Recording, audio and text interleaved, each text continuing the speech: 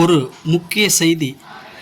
கட்சி விதிகளை மீறியதாக கூறி அனைத்திந்திய அதிமுகவின் முன்னாள் அமைச்சர் செங்கோட்டையனின் கட்சி பதவி இன்று பறிக்கப்பட்டது.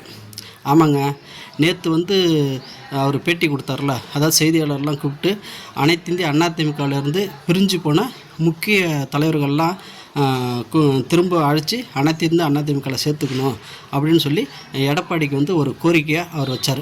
அதோடு இல்லாமல் 10 நாள் கெடு வச்சுருந்தார். இந்த 10 நாளுக்குள்ளே பிரிஞ்சு சென்ற கட்சி அனைத்திந்திய அதிமுக முக்கிய தலைவர்களை சேர்க்கலைன்னா அடுத்த கட்ட நடவடிக்கை நாங்கள் எல்லாம் ஒன்று சேர்ந்து கட்சியை வலுப்படுத்துறதுக்கு வேண்டிய வேலைகளை செய்வோம் அப்படிங்கிறத சொல்லியிருந்தார். ஆனால் எடப்பாடி இன்றைக்கி என்ன பண்ணியிருக்காருன்னா, முக்கிய தலைவர்களை நிர்வாகிகள்லாம் கூப்பிட்டு பேசி இப்போ கட்சியின் விதிகளின்படி செயல்படாமல் கட்சி விதிகளுக்கு எதிராக முன்னாள் அமைச்சர் செங்கோட்டையன் செயல்பட்டிருக்காருங்கிறத ஒரு காரணத்தை வச்சு இப்போ அனைத்திந்திய அதிமுக அந்த கட்சி பதவியிலேருந்தே அவரை தூக்கியிருக்காங்க.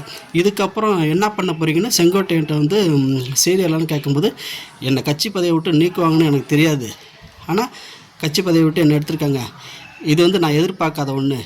இதுக்கப்புறம் நீங்கள் என்னங்க பண்ண போகிறீங்க அப்படின்னு செங்கோட்டையன்ட்ட செய்தியாளர் கேட்கும்போது, பொறுமையாக இருங்க, பொறுத்துருங்க, இதுக்கு உண்டான விடையை ரொம்ப சீக்கிரத்தில் உங்களுக்கு கிடைக்கும் அப்படின்னு அவர் தன்னோட ப்ரெஸ் மீட்டிங்கை முடிச்சுக்கிட்டார்.